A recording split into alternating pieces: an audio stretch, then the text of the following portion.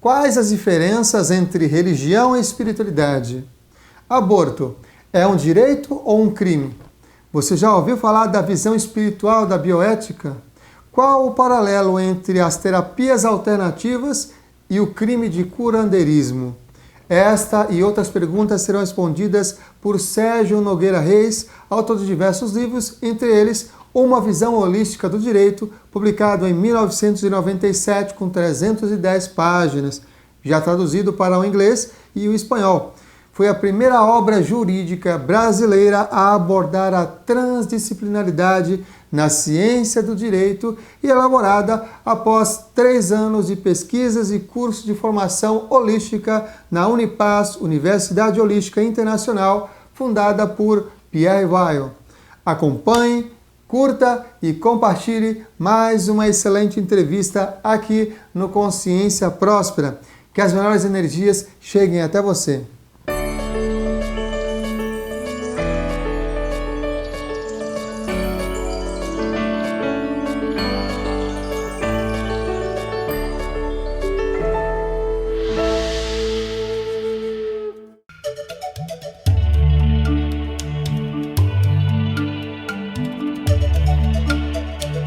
Para mim, a espiritualidade é a nossa relação direta com Deus. Então, na minha opinião, a espiritualidade é mais abrangente porque toca os nossos corações, a nossa fé, a nossa sinceridade, e é uma coisa menos formal, ao passo que as religiões são caminhos formais dentro dessas tradições espirituais das mais variadas formas, que também levam ao mesmo destino que estamos buscando, que é Deus.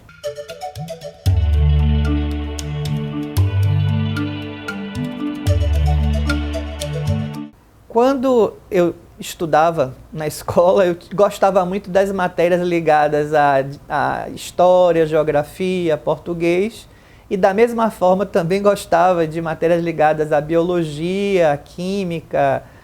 Então, eu era um muito bom aluno e me dava bem em todas as matérias e resolvi fazer vestibular para Direito e para Medicina. E passei nos 2 vestibulares. Medicina eu entrei na UFBA, Universidade Federal da Bahia, e em Direito eu entrei na Universidade Católica do Salvador, em 1981.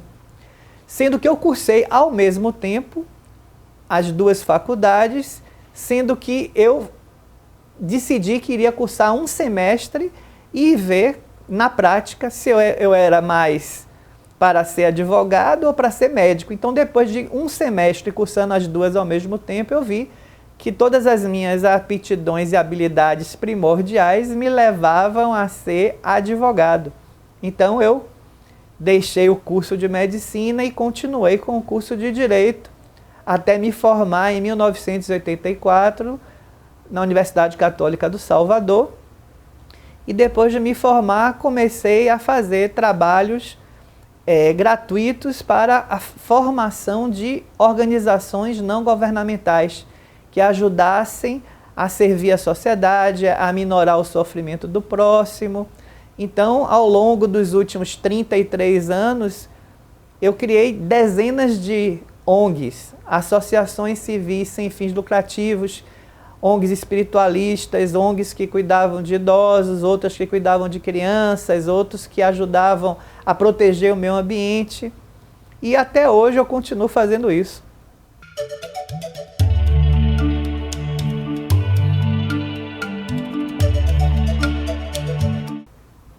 Isso é um processo que depende do nosso autoconhecimento. Então, uma das formas que eu entendo serem bastante eficazes para você descobrir os seus pontos fortes, a sua programação reencarnatória para essa vida, a ProEx, é fazer o seu mapa astral. Inclusive, eu recomendo isso num dos livros que eu escrevi, A Justiça Divina e a Justiça dos Homens, que é esse livro que está aqui, que eu lancei no ano 2000, que é um livro de 710 páginas e tem cerca de 635 referências bibliográficas. Então, é um livro bastante aprofundado nos temas espirituais e na aplicação do que tem nas religiões dentro da vida do ser humano, da vida prática, que a gente analisa o comportamento humano desde o momento do nascimento até o momento da passagem para o plano espiritual, todos os fenômenos principais. A gente fala de bebê de proveta, de mediunidade, de vidas passadas. Então, nesse livro tem um capítulo onde a gente fala sobre exatamente descobrir a sua programação reencarnatória. E aí, a gente recomenda que a pessoa faça seu mapa astral. Inclusive, eu fiz 3 mapas astrais com 3 especialistas diferentes. E eles sempre acertavam 90% daquilo que eu gostava, daquilo que eu não gostava.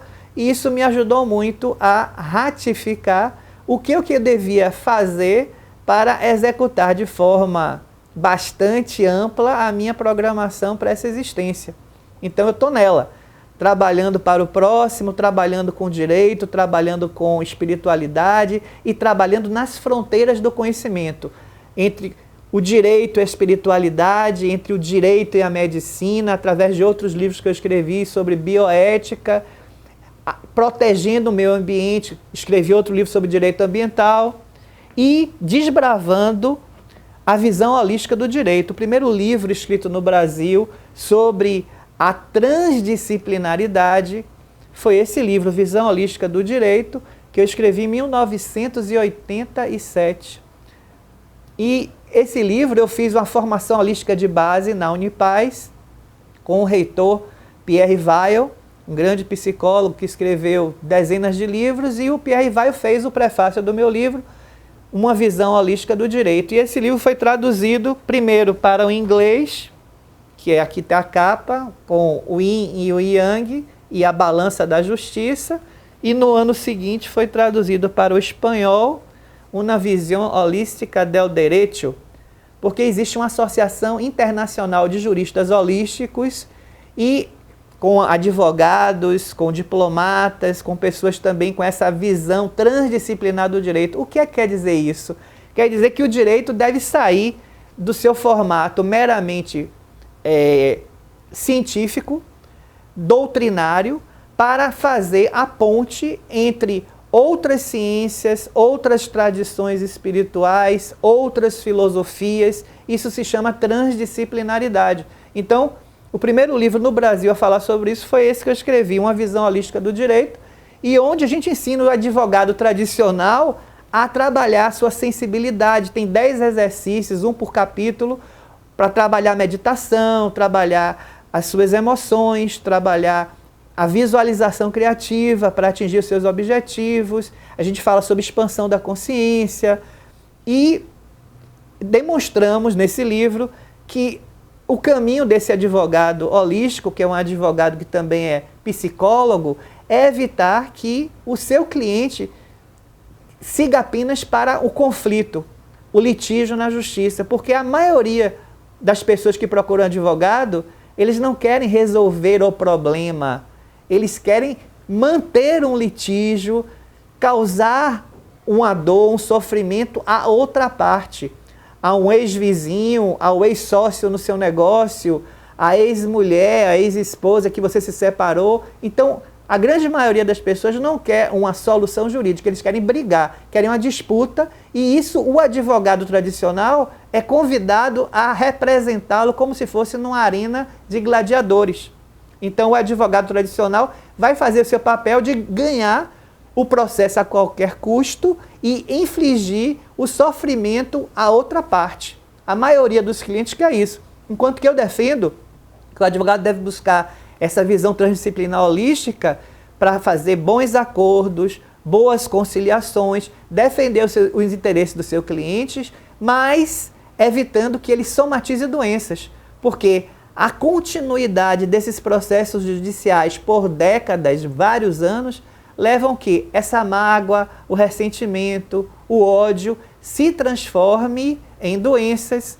Isso com a somatização desses problemas emocionais, que você dificulta a circulação energética dos chakras, dos seus centros energéticos que estão alinhados na sua coluna vertebral, no seu duplo etérico, e esses chakras, ao começarem a ter mau funcionamento, eles vão criando certos coágulos no corpo físico, que vão levar à formação de doenças. Então, a raiva, a mágoa, o ressentimento, cada um desses sentimentos negativos vão bloquear a energia dos chakras e isso vai levar a, com o tempo, a pessoa somatizar doenças. Então, tanto o cliente fica doente, quanto o advogado que entra nessa sintonia vibratória. O advogado que também fica com raiva, com ódio, com ressentimento e mágoa, que ele veste a camisa do cliente, ele vai transmitir isso nos processos judiciais dele e com o tempo também o advogado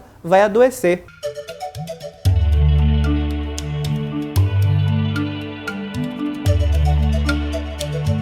Pronto, eu tenho um capítulo no meu livro Visão Holística do Direito, que é esse daqui, onde a gente analisa as terapias holísticas e defendemos que as mesmas tenham um embasamento científico para que não sejam classificadas como crime de curandeirismo. Porque o crime de curandeirismo, no nosso Código Penal atual, que é de 1930, ou seja, quase um século atrás, lá dizia, se você fazer movimentos com as mãos para curar as outras pessoas, prometer a cura, tal, isso era enquadrado como curandeirismo.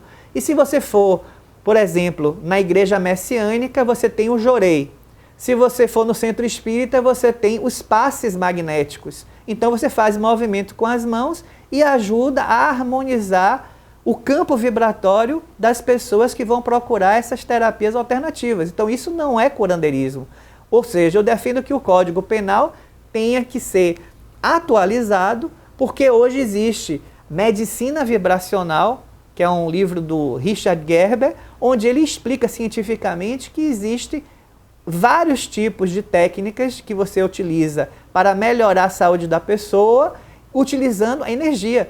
Inclusive, até o SUS, o Sistema Único de Saúde, já categorizou o Reiki, que é a canalização da energia universal que você coloca e toca no corpo das pessoas para justamente facilitar a circulação da energia. Então, o Reiki já foi categorizado pelo SUS como uma das terapias que teria direito a ser pago lá o tratamento pelo SUS. Então, o curandeirismo não se aplica a esse tipo de terapias holísticas, complementares ou alternativas.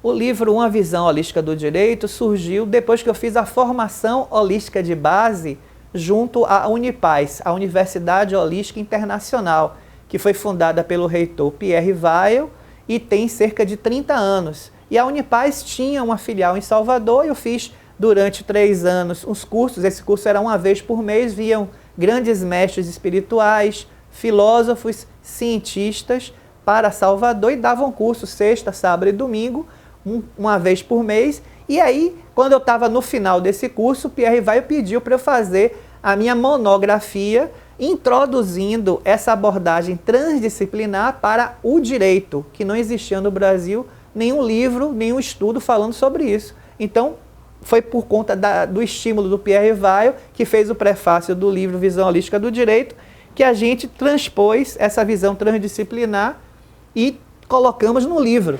E depois esse livro foi traduzido para o inglês e para o espanhol, que a gente descobriu que existia uma associação internacional de juristas holísticos com sede em Santa Fé, lá nos Estados Unidos. Participei de alguns congressos e levava os livros para dar palestra lá nos Estados Unidos. Primeiro esse em inglês, depois eu levava o meu segundo livro, que foi esse, Justiça Divina e Justiça dos Homens, onde a gente aprofunda em temas espirituais. Então, o primeiro é um livro do direito mais científico e o segundo a gente fala do direito dentro de uma visão espiritualista.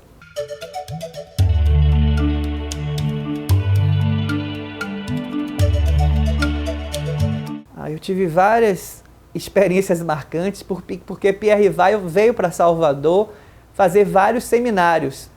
Então ele teve alguns seminários onde ele falava sobre a arte de viver em paz, onde você tem que trabalhar o seu autoconhecimento, você entrar em paz consigo mesmo.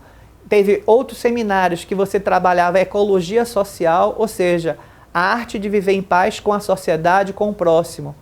E em outros seminários ele trabalhava a arte de viver em paz com a natureza, que é a ecologia propriamente dita.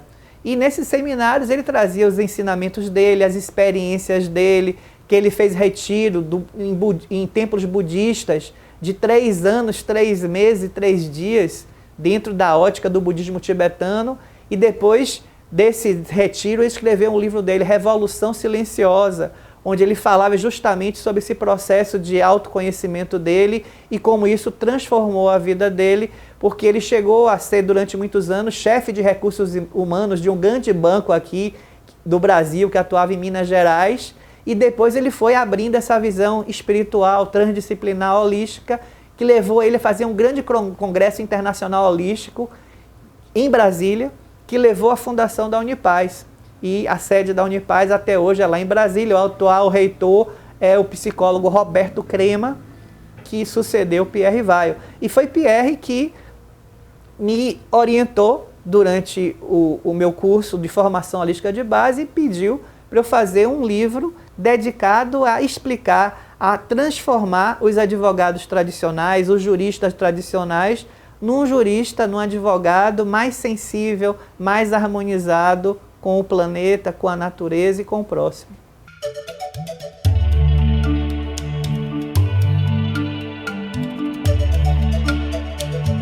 Sempre que a gente recebe aqui os clientes, a gente analisa as questões, os casos e orientamos o cliente a buscar uma tentativa de conciliação. Então, a primeira coisa, quando eu recebo um caso, é tentar orientar o cliente juridicamente e, se for possível, encaminhar uma solução. Inclusive, já existe nos Estados Unidos advogados que fazem esse direito colaborativo, Collaborative Law. Eu tenho um livro em inglês com esse título. Dentro desses congressos que eu participei nos Estados Unidos, os advogados americanos, eles não atuavam no fórum, eles atuavam apenas nessa prática colaborativa, onde eles tinham uma equipe multidisciplinar dentro do escritório de advocacia, e ele, por exemplo, assessorava um marido e uma esposa que teriam decidido se divorciar, com um contador, com um psicólogo, com assistente social, e essa equipe multidisciplinar iria preparar um melhor acordo possível para o marido, a esposa e os filhos. E aí o que acontecia? Esse advogado levava para a justiça apenas o acordo a ser homologado. Então ele não atuava em nenhuma disputa judicial, advocacia litigiosa. Ele só trabalhava dentro dessa visão do direito colaborativo, da prática colaborativa. Então, aqui no meu escritório de advocacia, a gente tenta fazer isso também, tenta orientar os clientes que tenham interesse em algum litígio judicial, alguma disputa judicial, a buscar primeiro uma via colaborativa, a gente tentar negociar com a outra parte uma solução conciliadora. Se isso não for possível antes de promover a ação, durante o processo sempre vai ter uma audiência de tentativa de conciliação e nessas audiências nós também buscamos algum acordo para resolver a questão e evitar o sofrimento durante muitos anos de processo, que geralmente são muito longos.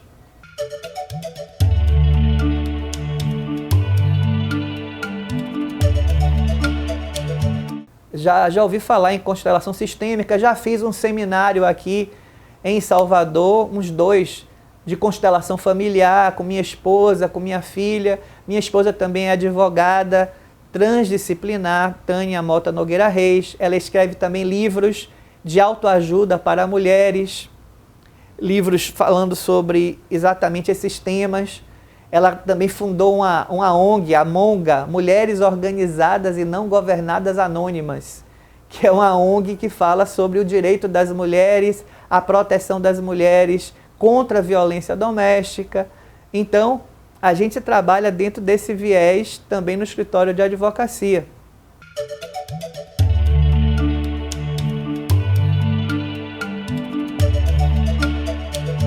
Para mim, a intuição é você conseguir ouvir a voz que vem do seu coração.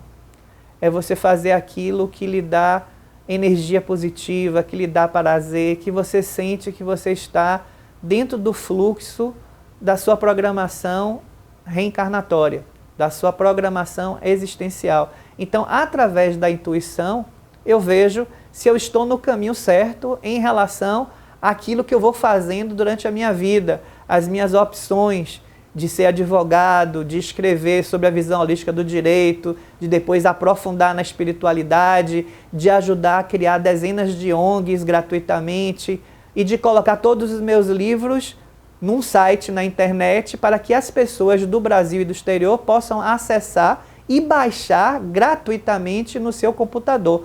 Então, tenho 10 livros que estão aqui, vocês podem ver depois, publicados, e todos estão lá no site www.sergionogueirareis.com.br, e a pessoa chega no site, clica na capa do livro e vai poder ler o livro que quiser, o livro sobre visão holística do direito, sobre direito e espiritualidade, sobre bioética e células-tronco, sobre bioética no cinema, sobre direito ambiental na Baía de Todos os Santos.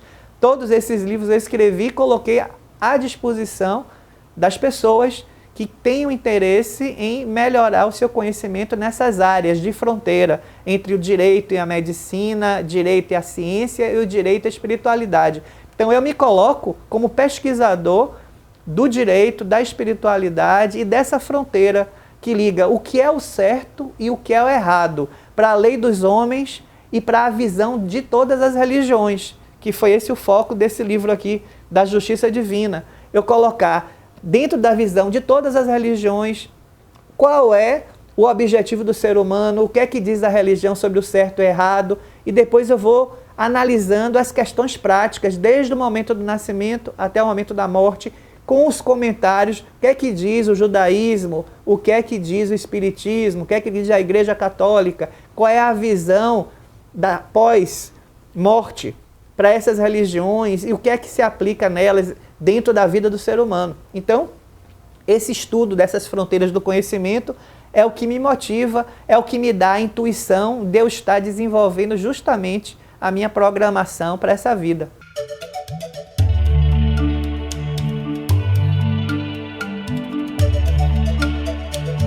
Qualidade total é você se empenhar para fazer o seu melhor em todas as áreas de atuação na sua vida. Então, eu trabalho, então tento ser o melhor possível, um advogado equilibrado, um advogado holístico. Eu tenho a minha família, minha esposa, minha filha Diana, minha esposa Tânia, que eu também tento ter relações harmoniosas, fazer o melhor possível como pai e como esposo. Tenho um trabalho social forte nas ONGs, dezenas de ONGs que eu criei. Inclusive ganhei um prêmio da Câmara de Vereadores de Salvador como cidadão voluntário. E fiz cartilhas para criação de associações de moradores dos bairros carentes de Salvador. E trabalho no Santuário Luz e Vida, que é uma das ONGs que eu fui um dos fundadores. Essa, inclusive, com Luiz Roberto Matos, meu amigo, juiz do trabalho, especialista em projeção da consciência, e nós criamos essa ONG Santuário Luz e Vida sob a inspiração do professor Wagner Borges, que é um grande especialista nessa área de projeciologia, viagem astral, tem vários livros publicados, e ele sempre vinha em Salvador no mês de janeiro, dar cursos sobre temas espirituais, e eu, Luiz Roberto, Liliane, Adolfo, Cláudia, outros alunos de Wagner, fomos estimulados a fazer um grupo de estudo de temas espirituais. E aconteceu, depois de vários meses de estudar temas espirituais, da esposa de Luiz Roberto Matos, Wanda. Ela é médium, ela recebia espíritos, que eram mentores espirituais, que trabalhavam com a medicina espiritual. E aí, sob a orientação desses espíritos, nós fomos criar o Santuário Luz e Vida, onde nós trabalhamos com terapias holísticas e espirituais, gratuitamente para a população de Salvador há mais de 25 anos. Então, essa foi uma das ONGs que nós criamos aqui em Salvador, Santuário Luz e Vida.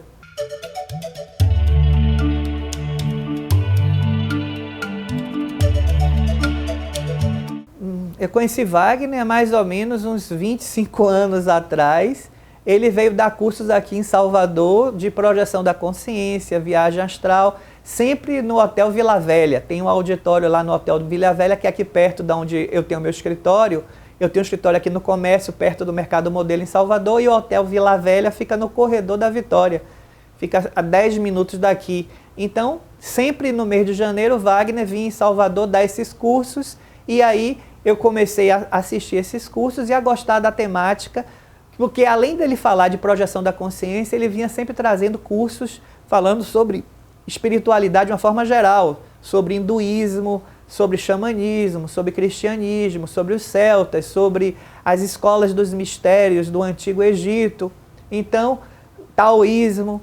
Cada vez que ele vinha aqui, ele falava uma semana sobre viagem astral e na outra semana ele trazia um curso sobre como essas religiões eram analisadas com a visão de amparadores ou guias espirituais daquelas regiões que passavam a mensagem para ele. Então ele tinha a parte formal da religião e a parte coloquial, que eram passada por esses guias e mentores espirituais de cada religião que acompanhavam Wagner durante os cursos. Então era uma coisa muito enriquecida, porque os caras que foram testemunhas do nascimento das religiões estavam do lado de Wagner, passando exercícios, passando informações verídicas daquela religião.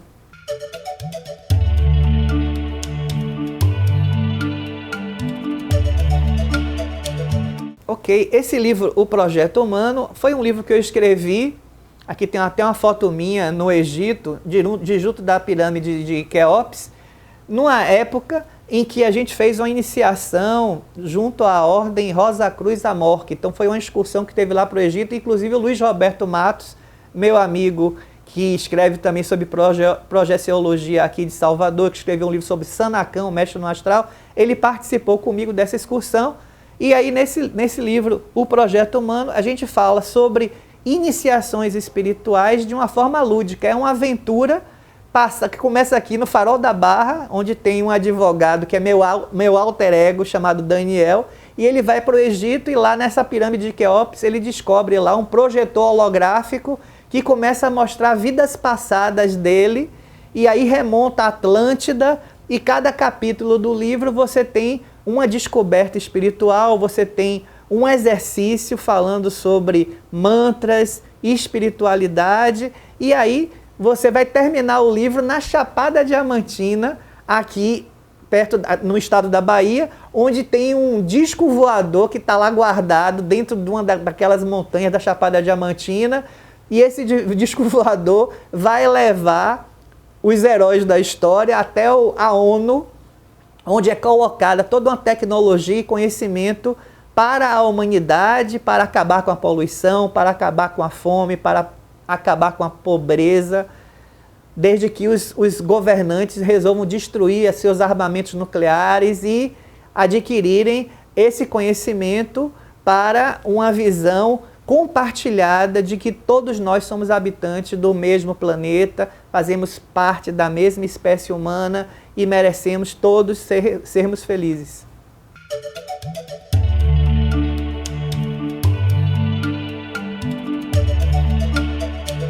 Eu tento, na hora de dormir, fazer minha projeção da consciência. Eu tenho o costume e hábito de ler livros espirituais antes de dormir. Eu gosto muito de Paramahansa Yogananda, a autobiografia de um yogi, e outros livros depois que ele escreveu sobre autorrealização. Então eu gosto muito de ler livros espirituais, livros de projeção da consciência, porque isso estimula a você entrar na sintonia vibracional correta. E aí quando você adormece, suas ondas cerebrais vão abaixando, da onda alfa para a onda beta, teta, aí você vai estar na sintonia com os seus mentores espirituais, com seus guias espirituais, que estão relacionados com essas leituras que nós fazemos antes de dormir. Então eu recomendo que, ao invés de você ver jornais, filmes violentos, coisas que vão levar você para uma sintonia errada, que na hora de dormir você vá ler sobre livros espirituais que vão botar você no seu alinhamento vibracional com coisas positivas, e você, nos sonhos, você vai conseguir ver, receber mensagens dos seus guias, mentores espirituais, e eu peço para me lembrar no dia seguinte dessas mensagens, dessas orientações, que são formas eficazes de você receber essas intuições para seu dia a dia.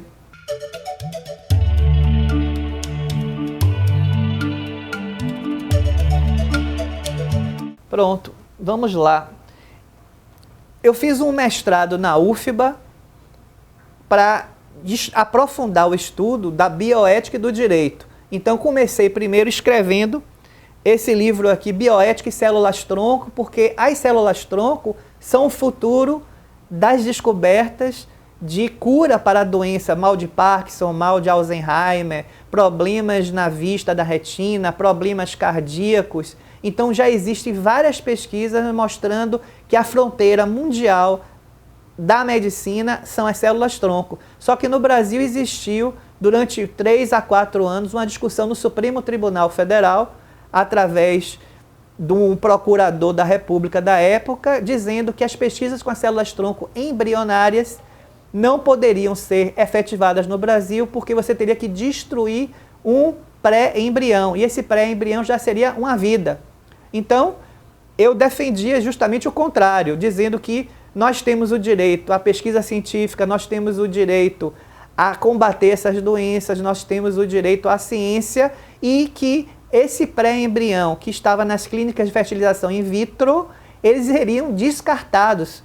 O pai e a mãe que quisesse fazer um implante no útero da mãe, ok, geraria um novo ser vivo, mas os outros que estavam lá congelados dentro do criogênese, dentro de uma câmara criogênica, então eles seriam descartados, jogados fora. Então nós defendíamos, no nosso mestrado que eu fiz aqui na UFA, que gerou esse livro, que o Supremo Tribunal Federal deveria liberar no Brasil essas pesquisas, que foi o que aconteceu. Por 6 a 5, o voto do relator ministro Carlos Aires Brito, que eu reputo, na época, era o melhor ministro do Supremo Tribunal Federal, ele foi o relator desse caso, e por 6 a 5, ele liderou a liberação no Brasil das pesquisas com células-tronco embrionárias. Então, esse livro fala sobre a fronteira da medicina.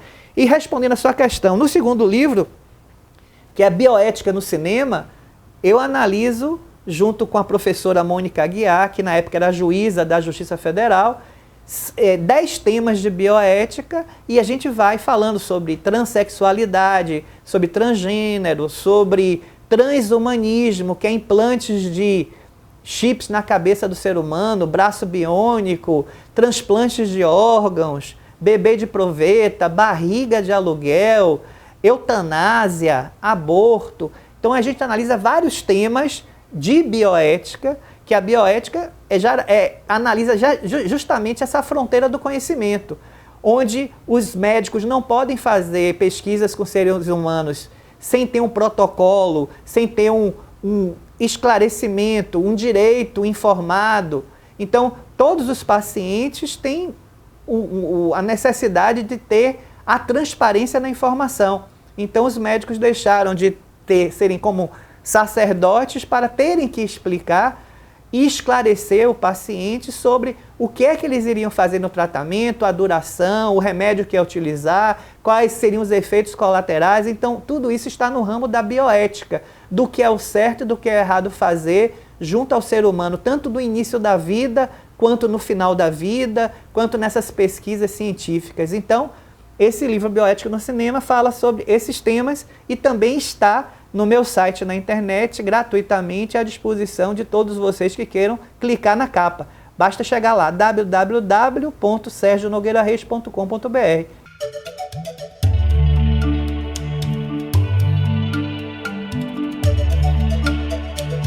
Esse é um dos temas polêmicos que consta no meu livro Bioética no Cinema. E nesse livro a gente analisa as estatísticas mostrando que uma das formas principais da morte das mulheres no Brasil é o aborto feito em condições sem higiene, em condições inumanas, fora dos hospitais. Então, eu acho que é uma questão de saúde pública, principalmente em relação às mulheres. E, na maioria dos países, o aborto é legalizado, é permitido. Em Portugal, há pouco tempo, foi feito um plebiscito, onde a população de Portugal votou, autorizando o aborto até o 4º mês de formação do embrião. Então, eu acho que esse assunto deveria ser levado também no Brasil a ser amplamente discutido pela sociedade. E que a sociedade brasileira, através do voto, através de um plebiscito, decida se deve ou não autorizar o aborto até 3 meses, até 4 meses. Então, eu acho que é uma questão que deve ser colocada para a população. Porque hoje nós temos apenas a autorização do aborto legal para casos da mulher, no caso da mulher ter problemas de saúde, ou seja, se ela tiver a continuidade da gestação, isso pode levar ela a perder a vida.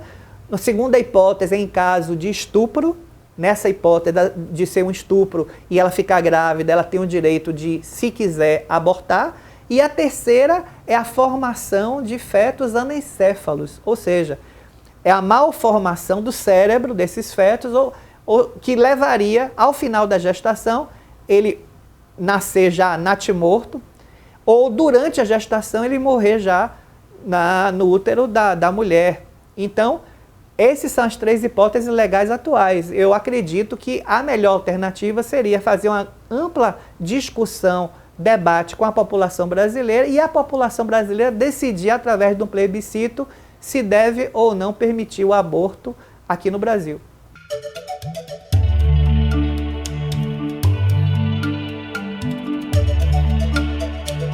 A melhor forma é você praticar o autoconhecimento. É você saber qual é o tipo de emoção negativa que normalmente você mais se abate. Então, uns têm problemas com ódio, outros ressentimento, outros com mágoa, outros com ciúme. Então, no meu caso prático, eu tinha um problema com ciúme. Então, eu era sempre um namorado muito ciumento e isso, com o meu autoconhecimento, me levava a sair do meu ponto normal de equilíbrio. Eu sou uma pessoa muito tranquila, pacífica, equilibrada, mas em questões de namoro, eu era ciumento. Aí, como eu descobri essa emoção negativa, eu fui trabalhar essa emoção negativa e, com o tempo, eu deixei de ser ciumento. Então, cada um de nós, através do seu autoconhecimento, vai descobrir qual é o tipo de emoção negativa mais fácil de atrapalhar a sua paz interior. E depois que você descobrir essa emoção negativa, você vai ter técnicas de sentir que você está perdendo a sua paz interior, perdendo esse equilíbrio e transmutar essa emoção negativa em equilíbrio, paz, tratar ela racionalmente, não reagir de forma raivosa, de forma imotivada, porque se você entra na vibração negativa dos outros, você sai da sua paz interior e você vai se contaminar com a raiva, com a agressividade dos outros. Então, qual é o certo? É você analisar a questão e não reagir imediatamente de forma impensada e motivada. Trabalhar o seu autoconhecimento e depois você poder formular uma resposta ou uma reação de uma maneira equilibrada.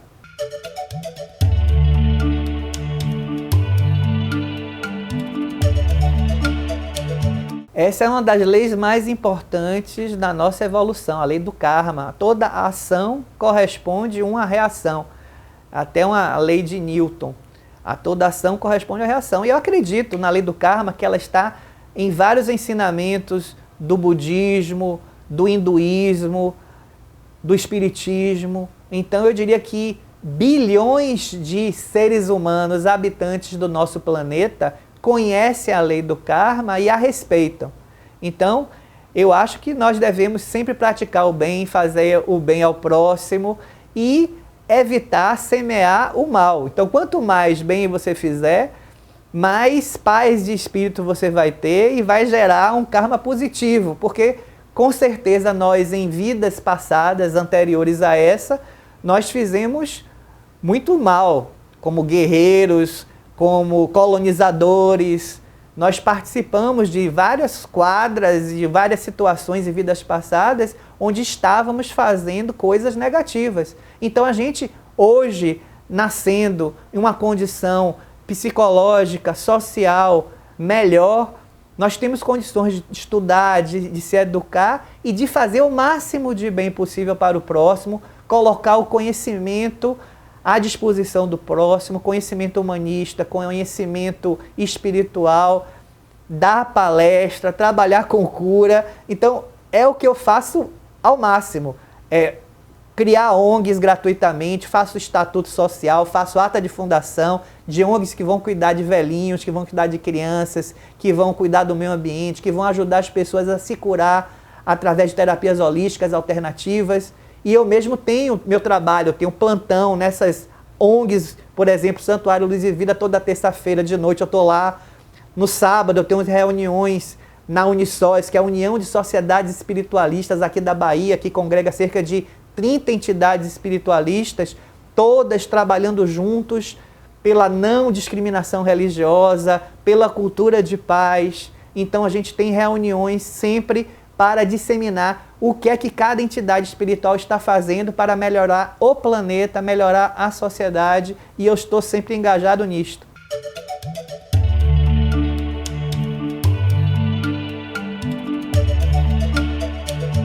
Eu acredito que você pode ter as suas atividades para ganhar dinheiro. No meu caso, eu trabalho como advogado, então tenho o meu escritório de advocacia, que é o que me sustenta, atendo meus clientes, tenho os meus processos, só que eu faço a minha pegada transdisciplinar, holística, dentro da minha profissão. Então eu busco acordos, busco colaboração, essas práticas colaborativas no direito, e dentro das ONGs que eu trabalho, a gente tenta fazer eventos para arrecadar fundos para essas ONGs, para elas se sustentarem. Além do que, normalmente, nós que trabalhamos como facilitadores, como terapeutas, nós também fazemos as doações mensais para pagar os serviços dessas ONGs, para lavar o roupão do paciente, para limpar a casa, para pagar luz, água, aluguel. Então, nós fazemos as doações e também fazemos eventos para arrecadar dinheiro. Então, algumas ONGs fazem bazar, outras fazem jantar beneficente, feijoada vegetariana, porque, por exemplo, eu não como carne vermelha há mais de 25 anos, mas eu como frango, peixe, e a gente faz um trabalho para arrecadar fundos. Então eu acredito o seguinte, que as pessoas que trabalham com a espiritualidade, no nosso trabalho, por exemplo, no Santuário Luz e Vida, nunca cobramos dinheiro nenhum de nenhum paciente. Então, não se cobra nada pelo paciente. Mas eu não vejo mal nenhum em que, se alguém quiser fazer doações ao santuário, alguma empresa, alguma pessoa, que o santuário aceite para custear suas atividades. Então, a maioria dessas ONGs espirituais podem aceitar a doação, mas elas não vendem serviços de cura ou serviços de terapias holísticas. As que eu conheço não atuam dessa forma, mas elas precisam sobreviver, e para receber essa energia monetária, na maioria das vezes elas fazem eventos como os que eu já citei aqui.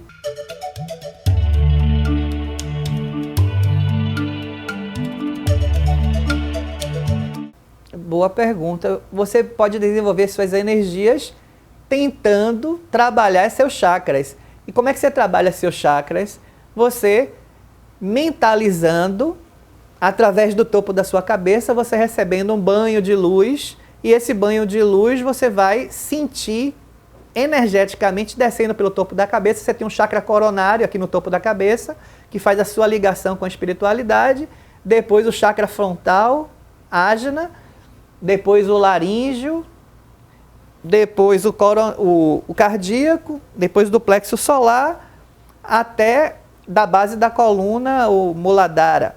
Então, quando você faz essa canalização de energia, descendo a energia pelo topo da cabeça, você vai sentindo essa energia passando, limpando o seu corpo, e depois, quando você faz a conexão, imaginando as energias telúricas também subindo pelo centro da Terra, pela sola dos seus pés, e você vai sentindo essas energias telúricas, você vai, aos poucos, sentindo a vibração energética. E com o passar do tempo, você pode fazer até um estado vibracional, você mentalizar essa energia subindo, descendo, e você sente essa vibração energética. Então são formas de você sentir energia e sentir esses chakras irem aos poucos desabrochando, porque até nos estudos do Oriente fala que na base da coluna você tem uma energia chamada Kundalini, e essa energia vai subindo através dos chakras básicos, onde você tem energia mais densa, para os chakras mais sutis, onde você tem energia superior. Então, através da meditação, através da visualização criativa, através de mantras do som Om, você pode ir sentindo essa energia e visualizando a subida dessas energias e o despertar dos seus chakras. Isso ajuda a aumentar a sua sensibilidade. Até quando você vai em algum lugar, você pode sentir que é egrégora, que a energia do lugar não é boa. Então isso tem a ver com a sua sensibilidade. Você, ao esfregar as mãos, você ativa os chakras das mãos, você consegue sentir a energia como se fosse um algodão entre uma mão e outra. E isso faz também com que você possa ler a aura das pessoas. Então, por exemplo, lá no Santuário Luz e Vida, que é um lugar onde eu atuo com terapias holísticas, a gente faz passes magnéticos, temos reiki, energização dos pacientes e sentimos a energia do paciente. Então isso é uma forma de ler a aura do paciente e você faz isso quando você está com seus chakras, seus centros energéticos ativados.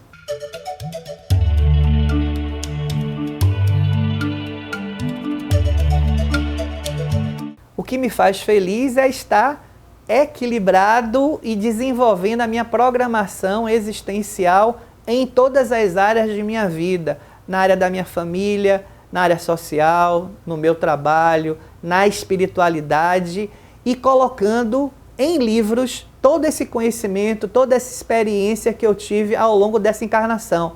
Hoje eu tenho 54 anos, escrevi cerca desses 10 livros que estão aqui, todos estão disponibilizados no meu site www.sergionogueirareis.com.br para que as pessoas possam gratuitamente ter acesso a esse conhecimento, ter acesso a essas pesquisas, essas vivências que eu traduzi em livros nos últimos 54 anos de minha existência. Então, isso me faz feliz, em ter feito o melhor possível em todas as áreas de atuação na minha vida e continuar fazendo tudo isso, os trabalhos espirituais, os trabalhos com as ONGs, os trabalhos em defesa do meio ambiente.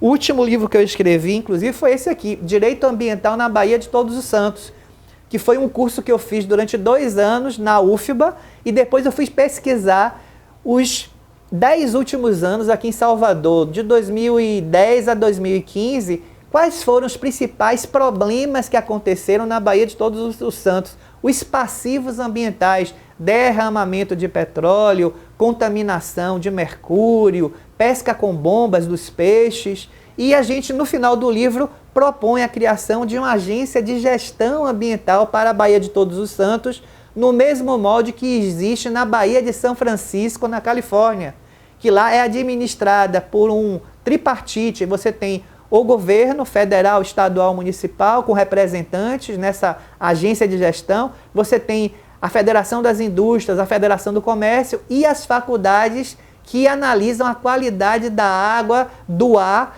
da Baía de São Francisco. Então a gente faz uma proposta de criar uma agência de gestão ambiental na Baía de Todos os Santos para evitar que problemas futuros aconteçam. Então é assim, atuando continuamente em favor da sociedade, do planeta, das pessoas, que eu estou cumprindo a minha programação existencial e cada dia mais feliz.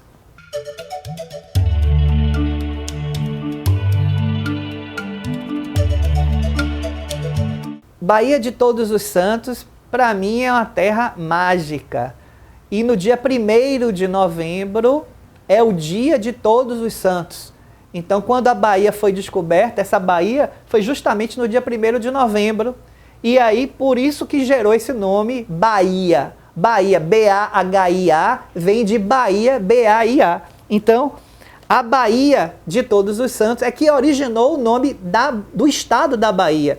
E nós somos baianos e recebemos bem todos os nossos visitantes com acolhimento, com energia amorosa, com esse sincretismo religioso, com essa felicidade, com essa alegria que é típica da Bahia. A Bahia é uma terra da magia, do sincretismo religioso, das festas populares, em homenagem, por exemplo, à lavagem do Bonfim, do Senhor do Bonfim, que é Oxalá, que é no dia 10 de janeiro, você tem a lavagem do Bonfim, que é uma grande festa popular, e no dia 2 de fevereiro, no Rio Vermelho, você tem a festa de Iemanjá, Odoiá e Iemanjá, que é a rainha das águas salgadas. Então, a Bahia é uma terra do misticismo, do sincretismo religioso, da felicidade, da alegria e dessa energia que é o axé, que no candomblé você chama a energia, a saudação, que é o axé da Bahia.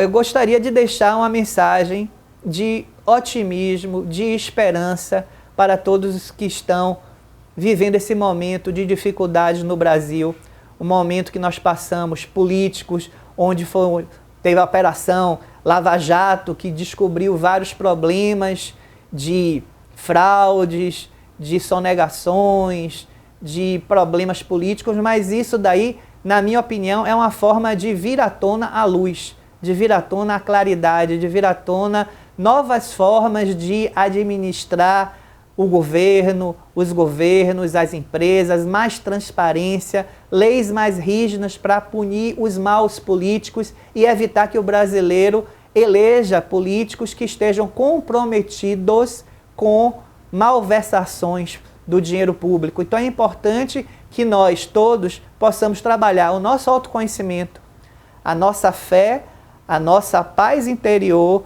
e lutar o bom combate, que é você colocar em prática o que você pode fazer dentro do seu microcosmo, você colocar como aquela história do beija-flor, que vai pegar no bico um pouco de água para apagar o incêndio da floresta. Cada um de nós temos capacidades ilimitadas, dons latentes, que você deve descobrir qual é o seu e utilizar em favor da sociedade, em favor do nosso planeta Terra. Muito obrigado.